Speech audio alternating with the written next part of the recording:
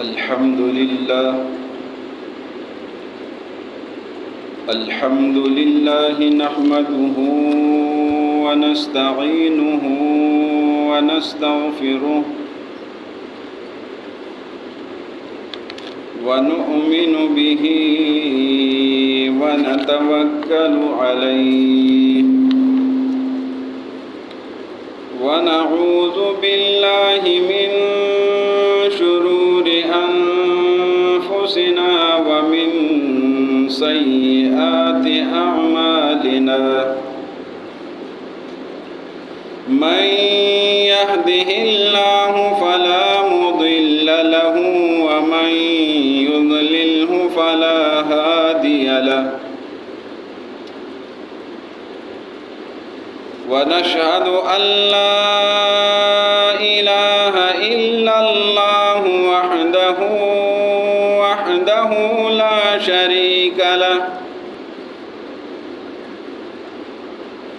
لا شريك له ولا نظير له ولا وزير له ولا وزر له ولا وازر له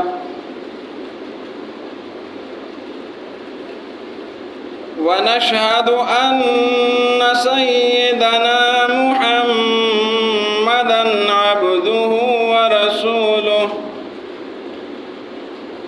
صلى الله عليه وعلى آله وأصحابه وأزواجه وذريته وأهل بيته أجمعين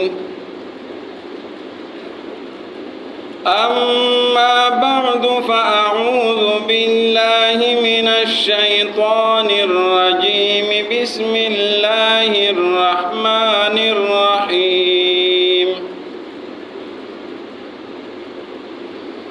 لقد كان لكم في رسول الله أسوة حسنة لمن كان يرجو الله واليوم الآخر وذكر الله كثيرا وقال النبي صلى الله عليه وسلم إنما بعثت لأتمم مكارم الأخلاق صدق الله العظيم وصدق رسوله النبي الكريم معزز سامعین، میں نے آپ کے سامنے اللہ رب العزت کی کتاب مقدس سے سورۃ الاحزاب کی ایک آیت کریمہ تلاوت کی ہے اور جناب نبی کریم صلی اللہ علیہ وسلم کے فرامین مقدسہ میں سے ایک حدیث پیش کی ہے۔ آج کے موضوع کا عنوان ہے اسوہ حسنہ۔ اسوہ کا معنی ہے نمونہ،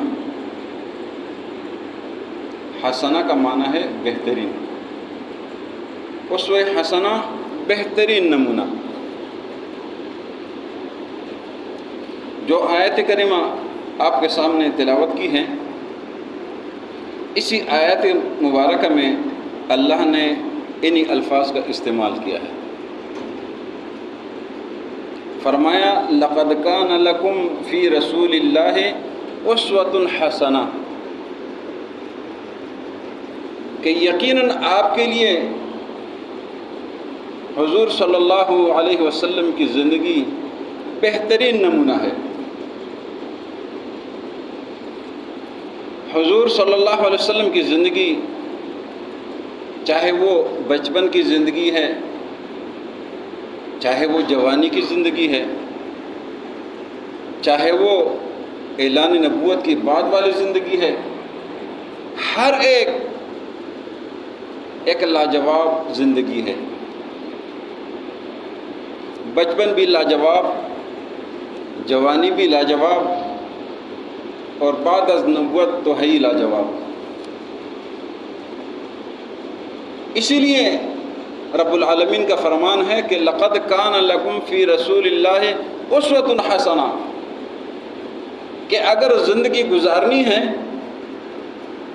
بہترین طریقے سے گزارنی ہے، تو آپ کے لیے رول ماڈل پہلے سے موجود ہے، آپ کے لیے مثال پہلے سے موجود ہے، آپ کے لیے کوئی مشکلات نہیں ہیں۔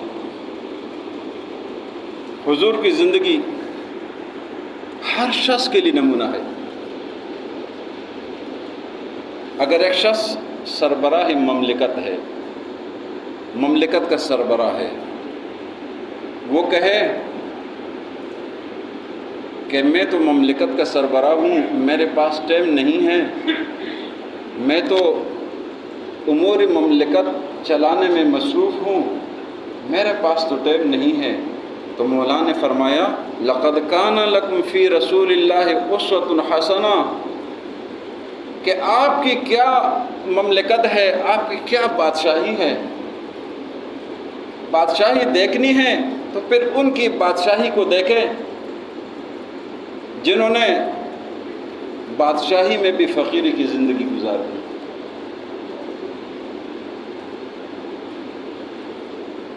حضور کی وہ سربراہی کہ جو دنیا کے ساتھ، وقت کے سپر پاور کے ساتھ ان کو بھی خطوط لکھ دیا کرتے تھے، ان کو بھی دعوت دیتے تھے، ان کو بھی فرماتے تھے کہ ایمان لے آؤ، اسی میں آپ کی نجات ہے، اسلم تسلم، اسلام لاؤ اسی میں تمہاری سلامتی ہے، اسلام لاؤ اسی میں تمہاری کامیابی ہے۔ حضور انفرادی طور پر بھی دعوت دیتے تھے تو اجتماعی طور پر بھی دعوت دیتے تھے، حضور ملکی لیول پر بھی دعوت دیتے تھے تو انٹرنیشنل لیول پر بھی دعوت دیتے تھے۔ کسی سربراہ مملکت کے لیے عذر بہانہ نہیں چھوڑا ہے۔ اگر ایک شخص یہ کہے کہ میں تو عدالت کا سربراہ ہوں، میں قاضی القضات ہوں، میں چیف جسٹس ہوں، میرے پاس کدھر ٹائم ہوتا ہے، میں تو لوگوں کے فیصلے کرتا ہوں، تو اللہ نے فرمایا لقد کان لکم فی رسول اللہ اسوۃ حسنہ، ادھر ادھر مت دیکھو، اس شخصیت کو دیکھو جو دنیا کے سب سے بڑے منصف تھے۔ آج بھی اگر آپ انگلینڈ میں جائیں تو جہاں پر قانون پڑھایا جاتا ہے وہاں اگر کسی کا نام لکھا ہوا ہے تو سب سے پہلے محمد رسول اللہ کا نام لکھا ہوا ہے۔ اسی لیے کسی فیصلے کرنے والے کے پاس کوئی عذر نہیں ہے۔ حضور نے فرمایا تھا اگر میری بیٹی خاتون جنت حضرت فاطمہ الزہرا وہ بھی چوری کرتی تو میں بھی اس کے ہاتھ کاٹنے کا حکم صادر فرما دیتا، دنیا کے سب سے بڑے منصف۔ اگر کوئی فوجی سربراہ یہ کہے کہ میں تو فوج کا سربراہ ہوں، میرے پاس کدھر ٹائم ہے، تو اللہ نے فرمایا لقد کان لکم فی رسول اللہ اسوۃ حسنہ، اس ہستی کو دیکھو جس ہستی نے صرف اور صرف 6 سال کی قلیل مدت میں 27 جنگ لڑی، بذات خود لڑی ہے، 6 سال کی قلیل مدت میں 27 جنگیں لڑی ہے۔ ہو سکتا ہے آپ نے زندگی میں کوئی ایک جنگ بھی نہیں لڑی ہوگی، اس شخصیت نے بذات خود 27 جنگیں، 27 غزوات جس میں خود شرکت کی ہے، اور 87 غزوات جس میں خود شرکت نہیں کی، لوگوں کو بھیجا ہے۔ اگر آپ فوج کے سربراہ ہیں تو پھر ادھر نگاہ دوڑا ہے۔ اگر آپ کہیں کہ میں تو بکری چرانے والا ہوں، میرے پاس کدھر ٹائم ہے، میں تو ان پڑھ آدمی ہوں، میرے پاس تو کچھ بھی نہیں ہے، تو مولا نے پھر بھی فرمایا لقد کان لکم فی رسول اللہ اسوۃ حسنہ۔ دیکھنا ہے تو مکے والے کو دیکھے کہ جو بکریاں بھی چرایا کرتے تھے، بکریوں میں بھی انصاف کرتے تھے۔ اگر کوئی یہ کہے کہ میں تو یتیم ہوں، میرا تو کوئی سرپرست بھی نہیں ہے، تب بھی اللہ نے فرمایا ہے لَقَدْ كَانَ لَكُمْ فِي رَسُولِ اللَّهِ أُسْوَةٌ حَسَنَةٌ، آپ کے لیے رسول اللہ صلی اللہ علیہ وسلم کی زندگی بہترین نمونہ ہے۔ کسی شخص کو نہیں چھوڑا ہے۔ اگر کوئی تاجر کہتے ہیں میں تجارت کرتا ہوں تو حضور نے بھی تجارت کی ہے۔ اگر کوئی کہتا ہے میں ذمہ دار ہوں، میں تک جاتا ہوں، سارا دن تک جاتا ہوں، تو حضور کی سیرت کو سامنے رکھے، حضور نے ذمہ داری بھی کی ہے۔ وہ واقعہ تو آپ کو یاد ہوگا، سلمان فارسی کے ساتھ جو معاہدہ ہوا کہ آپ کو تب چھوڑیں گے، تب آزاد کریں گے کہ 500 کھجور کے پودے لگائے، وہ پھل دے دے، تب آپ کو رہائی ملے گی، آزادی ملے گی۔ حضور نے فرمایا قبول کرو، قبول کرو۔ حضور ساتھ خود شروع کے 500 کھجور کے پودے لگائے، کھجور کا ایک پودا ذرا نکالے، لگائے نہ پتہ چل جائے، ایک پودا ایک۔ حضور نے 500 پودے لگائے ہیں، سال ہو گیا، کھجور نے پھل دے دیا، اس لیے کہ حضور کے ہاتھوں کے لگائے ہوئے کھجور تھے، ایک پودے نے پھل نہیں دیا۔ 499 نے پھل دے دیا، ایک نے نہیں دیا۔ مالک نے کہا میں نے تو 500 کا کہا تھا، یہ تو 499 ہے۔ اتنے ظالم لوگ تھے، آپ کو آزادی نہیں مل سکتی ہے۔ سلمان فارسی حضور کے پاس پھر تشریف لائے، کہنے لگے یا رسول اللہ علیہ وسلم ایک پودے میں نہیں ہوا ہے اور وہ اجازت نہیں دے رہے۔ حضور تشریف لائے، پوچھا اس کے ساتھ آپ نے کیا کیا تھا؟ سلمان فارسی کہتے ہیں حضور یہ تھوڑا سا میرے سے ٹیڑھا ہو گیا تھا، میں نے دوبارہ نکالا اور پھر لگایا۔ حضور نے فرمایا چھوڑ دے، آپ مجھے چھوڑ دے۔ حضور نے پھر لگایا اور اس میں اللہ نے پھل کر دیے، سلمان فارسی کو آزادی مل گئی۔ کہنے کا مقصد ہے کہ حضور نے 500 پودے لگائے، 500 پودے، ہمیں 2 لگائے تو پھر نہیں لگا سکتے۔ نہ کسی ذمہ دار کو چھوڑا، کسی کے لیے کوئی عذر نہیں ہے۔ اسی لیے فرمایا لَقَدْ كَانَ لَكُمْ فِي رَسُولِ اللَّهِ أُسْوَةٌ حَسَنَةٌ۔ حضور سب کے لیے ہے، حضور عرب کے لیے بھی ہے تو عجم کے لیے بھی ہے، حضور کالے کے لیے بھی ہے تو حضور سفید کے لیے بھی ہے، حضور مشرق والوں کے لیے بھی ہے تو مغرب والوں کے لیے بھی ہے، حضور شمال والوں کے لیے تو جنوب والوں کے لیے بھی ہے، حضور سب کے لیے ہے۔ قرآن اٹھائے نا، قرآن فرماتا ہے لَقَدْ أَرْسَلْنَا نُوحًا إِلَىٰ قَوْمِهِ، نوح علیہ السلام کو ہم نے بھیجا تھا، آدم ثانی نوح کو ہم نے بھیجا تھا۔ کدھر بھیجا تھا؟ رب العالمین کا قرآن فرماتا ہے، قرآن میں بار بار آتا ہے، 8ویں پارے میں دیکھیں، 12ویں پارے میں دیکھیں، 19ویں پارے میں دیکھیں، بار بار قرآن فرماتا ہے ہم نے نوح کو اپنی قوم کی طرف بھیجا تھا، کسی اور کی طرف نہیں، اپنی قوم کی طرف بھیجا تھا۔ ان کے بعد اگر حضرت ہود کا ذکر آتا ہے تو قرآن فرماتا ہے وَإِلَىٰ عَادٍ أَخَاهُمْ هُودًا، عادی جو طاقتور لوگ تھے ان کو ہم نے ہود علیہ السلام بھیجا تھا، ہود کو ہم نے بھیجا تھا عادیوں کی طرف۔ حضرت صالح علیہ السلام کا تذکر آتا ہے وَإِلَىٰ ثَمُودَ أَخَاهُمْ صَالِحًا، سمودیوں کی طرف ہم نے حضرت صالح کو بھیجا تھا۔ جب مدین والوں کا ذکر آتا ہے تو قرآن فرماتا ہے وَإِلَىٰ مَدْيَنَ أَخَاهُمْ شُعَيْبًا، مدین والوں کو ہم نے شعیب بھیجا تھا۔ بنی اسرائیل کا تذکر آتا ہے تو حضرت موسیٰ اور حضرت عیسیٰ کا تذکر ملتا ہے، فرمایا وَرَسُولًا إِلَىٰ بنی اسرائیل، وہ بنی اسرائیل کے لیے رسول تھے۔ یہ اللہ نے ڈیوٹی تقسیم کی ہے۔ لیکن جب امام الانبیاء سید المرسلین صلی اللہ علیہ وسلم کی باری آتی ہے نا تو پھر پروگرام ہی چینج ہو جاتا ہے، پھر وہ صیغے چینج ہو جاتا ہے۔ آپ اسی سورہ اعراف کو اٹھائے، حضور رب العالمین سے پوچھتے ہیں مولا میں کیا خطاب کروں؟ حضرت نوح کے لیے یہ تھا، حضرت ہود کے لیے یہ تھا، حضرت صالح کے لیے یہ تھا، حضرت شعیب کے لیے یہ تھا، حضرت موسیٰ و عیسیٰ کے لیے قومی مولا میں کیا کہوں؟ رب العالمین فرماتے ہیں قل، اے میرے محبوب آپ فرما دیجئے، یا ایھا الناس، اے لوگو، اے انسانوں، پورے عالم کے انسان سب مخاطب ہے، یا ایھا الناس، اے لوگو، انی رسول اللہ الیکم جمیعا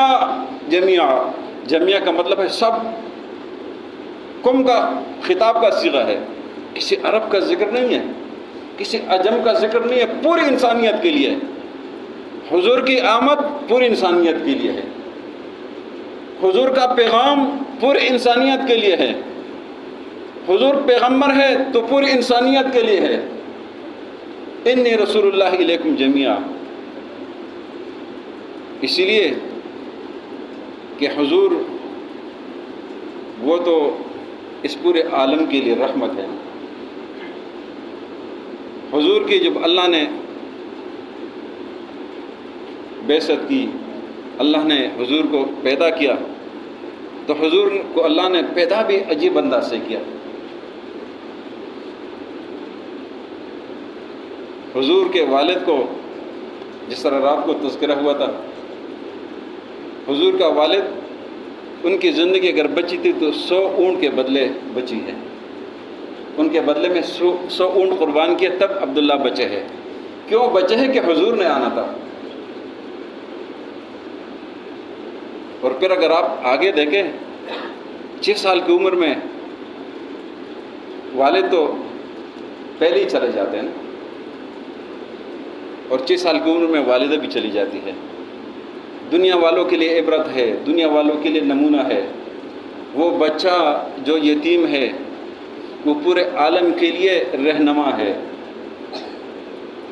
انی رسول اللہ الیکم جمیعا، سب کے لیے رسول، تمام انسانیت کے لیے رسول، تمام انسانیت کے لیے رہنما۔ اس لیے کہ جہاں حضور کا تذکرہ آتا ہے تو وہاں انسانیت کا تذکرہ آتا ہے۔ انی رسول اللہ الیکم جمیعا۔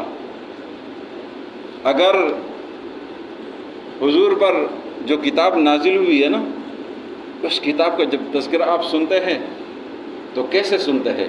قرآن اٹھائے نا، اللہ فرماتا ہے شہر رمضان الذی انزل فیہ القرآن، اس قرآن کو ہم نے رمضان مبارک میں نازل کیا ہے۔ یہ ایسا قرآن ہے، ایسا کلام ہے، ھدی للناس ہے۔ ابھی آپ الفاظوں میں غور کریں، توجہ کریں۔ حضور کا فرمان کیا تھا؟ قل یا ایھا الناس، ناس کے الفاظ یاد رکھیں۔ قل یا ایھا الناس انی رسول اللہ الیکم جمیعا، اے لوگو میں آپ سب کے لیے پیغمبر ہوں۔ حضور پر جو کتاب نازل ہو اس کے الفاظ بھی یاد رکھیں۔ اللہ نے فرمایا شہر رمضان الذی انزل فیہ القرآن ھدی للناس، یہ کتاب لوگوں کے لیے ہدایت ہے، انسانیت کے لیے ہدایت ہے۔ تورات انجیل کا جب تذکرہ آتا ہے تو بنی اسرائیل کے لیے، بنی اسرائیل کے لیے، بنی اسرائیل کے لیے، لیکن قرآن کا جب ذکر آیا اس لیے کہ یہ حضور پر نازل ہوا ہے۔ حضور انسانیت کے لیے تو قرآن بھی انسانیت کے لیے ہے۔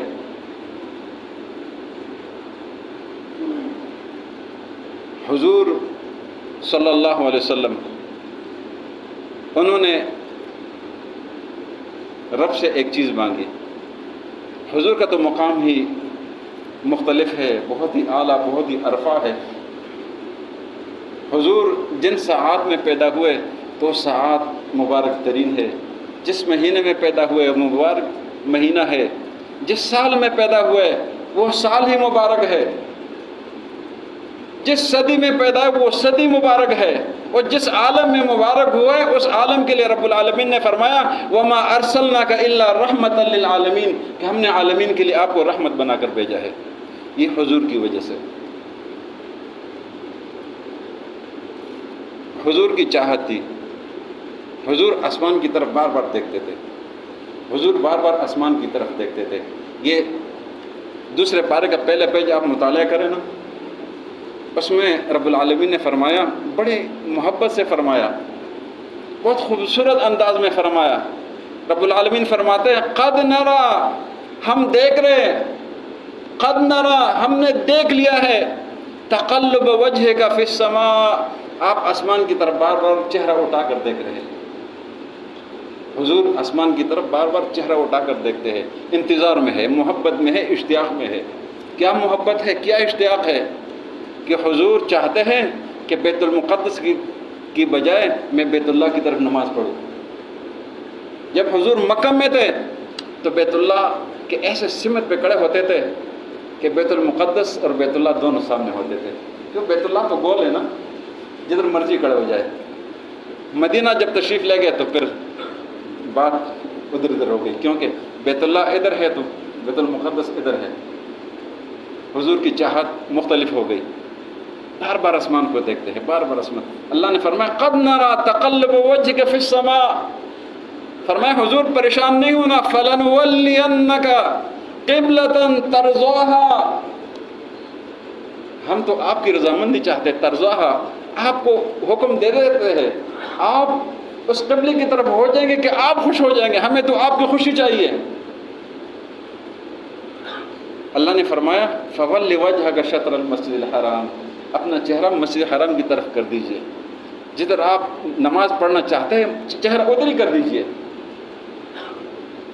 اسی لیے حضور کی آمد للناس کے لیے ہے، حضور پر جو کتاب نازل ہوئی ہے ہدی للناس ہے، اور حضور جس قبلے کی چاہت کرتے تھے اس کے بارے میں بھی الفاظ سنے، فرمایا ان اول بیت وضع للناس، جس قبلے کے حضور پسند کرتے تھے وہ بھی پورے عالم کے لیے ہے، کسی خاص طبقے کے لیے نہیں ہے، اور اس کو گول بنا دیا کہ جدھر سے آپ منہ کریں گے منہ ادھر ہی۔ فولی وجهك شطر المسجد الحرام فولوا وجوهكم شطره، مسجد حرام کی طرف منہ کر کے نماز پڑھو۔ اور یہاں تک بس نہیں کیا، میرا اور آپ کے لیے، پوری امت کے لیے رب العالمین نے جو الفاظ استعمال کی وہ بھی سن لے۔ فرمائے کنتم خیر امت، آپ بہترین امت ہو، آپ بہترین امت ہو اس لیے کہ میرے حضور سے آپ کی نسبت ہے۔ اخرجت للناس، سمجھ آ گیا للناس کا، ہدی للناس وضع للناس، اخرجت للناس، قل یا ایھا الناس انی رسول اللہ الیکم جمیعا، حضور کی آمد سب انسانیت کے لیے، اس لیے کہ حضور ہے ہی رحمت للعالمین۔ اللہ کی اگر کسی نے کمال کی تعریف کی ہے تو وہ بھی صرف اور صرف حضور کی ذات ہے، اور اگر محمد الرسول اللہ کی جس نے تعریف کی ہے نا وہ بھی رب العالمین ہے۔ کتابیں لکھنے والے لکھ دیتے ہیں، نعت پڑھنے والے نعت کہہ دیتے ہیں، تقریر کرنے والے تقریر کر دیتے ہیں۔ وہ بزرگوں نے کتاب لکھ لی، سیرت پر لکھ لی، سب سرمایہ لگا دیا، جب آخر پہنچتے ہیں نا وہ تشنگی وہ تو ادھر ہی رہتی ہے۔ حضور کی سیرت وہ کون بیان کر سکتے، وہ رب العالمین بیان کر سکتے ہیں۔ کتاب کے آخر میں لکھتے ہیں یا صاحب الجمال و یا سید البشر من وجهك المنیر لقد نور القمر، فرمایا اے صاحب جمال، اے بشر کے سردار، آپ کا چہرہ وہ صرف نور نہیں ہے، نور دینے والا ہے۔ سمجھ آ گیا، نور صرف نہیں ہے، نور دینے والا ہے۔ یہ آپ کہتے ہیں نا کہ یہ چاند، یہ ستارے، اس کی روشنی سورج سے ہے نا، اللہ نے یہ قرآن میں فرمایا ہے۔ قرآن اٹھایا نا 22واں پارہ، رب العالمین فرماتے ہیں یا ایھا النبی، اے میرے محبوب، یا ایھا النبی، اے میرے پیارے محبوب، اے میرے نبی، انا ارسلناک شاہدا ومبشرا ونذیرا، اے میرے محبوب ہم نے آپ کو شاہد بنا کر بھیجا ہے، ہم نے آپ کو مبشر بنا کر بھیجا ہے، وَنَذِيرًا ہم نے آپ کو نذیر بنا کر بھیجا ہے، وَدَاعِيًا إِلَى اللَّهِ اللہ کی طرف دعوت دینے والا بھیجا ہے۔ پھر فرمایا وَسِرَاجًا مُنِيرًا، سمجھ آ گیا؟ وَسِرَاجًا مُنِيرًا، جو آپ کہتے ہیں نا کہ سورج روشنی دیتا ہے، اللہ نے فرمایا سراج منیر تو ہم نے آپ کو بنایا ہے، آپ ہی کی وجہ سے تو یہ روشنی ہے، آپ ہی کی وجہ سے تو جہالت ختم ہے، آپ ہی تو سب کے لیے رہنما ہے، آپ کا اسوہ حسنہ وہ سب کے لیے ہے۔ حضور کی زندگی بے مثال زندگی، وہ سب کے لیے نمونہ ہے، وہ بچوں کے لیے نمونہ ہے، جوانوں کے لیے نمونہ ہے، وہ ضعیفوں کے لیے نمونہ ہے، حضور تاجروں کے لیے نمونہ ہے، زمینداروں کے لیے نمونہ ہے، سب کے لیے نمونہ ہے۔ حضور صلی اللہ علیہ وسلم سب سے محبت کرنے والے۔ حضور صلی اللہ علیہ وسلم کے ایک صحابی، تھوڑا سا مختصر سا واقعہ بیان کرتا ہوں۔ حضرت ابو ہریرہ، آپ سب نام سے واقف ہے، حضرت ابو ہریرہ۔ حضرت ابو ہریرہ، ان کی ماں مسلمان نہیں تھی، مسلمان نہیں تھی۔ ماں نے کہا بیٹا آخری بات کر رہا ہوں، میری آخری بات سنو۔ ماں نے کہا آج آخری فیصلہ کن بات ہے، یا تو اسلام چھوڑ جا یا مجھے چھوڑ دے، آج کے بعد میرا اور آپ کا تعلق ختم، یا اسلام چھوڑ دے یا میرے ساتھ تعلق چھوڑ دے۔ ابو ہریرہ اب پریشان، مسلمان تو پہلے نہیں تھے، ابو ہریرہ خدمت کرتے تھے، لیکن آخری دھمکی آ گئی کہ بس ختم۔ ابو ہریرہ پریشان ہو گئے کہ بہت بڑی دھمکی ہے۔ ابو ہریرہ بھاگتے سیدھا حضور کے پاس چلے جاتے ہیں اور حضور کو شکوہ شکایت کرتے ہیں کہ حضور آج تو میرے ساتھ بڑا عجیب ہو گیا، ماں نے یہ کہہ دیا کہ نہ کھاؤں گی نہ پیوں گی نہ تیرے ساتھ بات کروں گی، میں مر جاؤں گی جب تک تو اسلام سے واپس نہیں آتا۔ ذرا اپنے اوپر سوچے، اگر اس طرح کی کوئی کیفیت آ جائے نا تو کس طرح حالت ہو جاتی ماں۔ ابو ہریرہ بھاگتے ہوئے پہنچ گئے، حضور کو شکایت لگا دی۔ حضور نے ہاتھ اٹھائے، آسمان کی طرف دیکھا کہ میرے صحابی پریشان ہے، میرا ابو ہریرہ پریشان ہے، میرے مسجد نبوی کے طالب علم پریشان ہے۔ حضور نے ہاتھ اٹھائے، حضور نے فرمایا اللہم اہدی ابا ہریرہ، اے اللہ ابو ہریرہ کی ماں کو ہدایت دے دے۔ ابو ہریرہ چھوڑ کر بھاگنے لگے، بڑی عجیب کیفیت ہے۔ ابو ہریرہ سب کو چھوڑ کے بھاگنے لگے۔ کدھر بھاگ رہے؟ گھر کی طرف بھاگ رہے۔ راستے میں لوگ پوچھے ابو ہریرہ کیا ہوا کیا ہوا؟ ابو ہریرہ کسی کو نہیں دیکھ رہے۔ ابو ہریرہ کیوں بھاگ رہے؟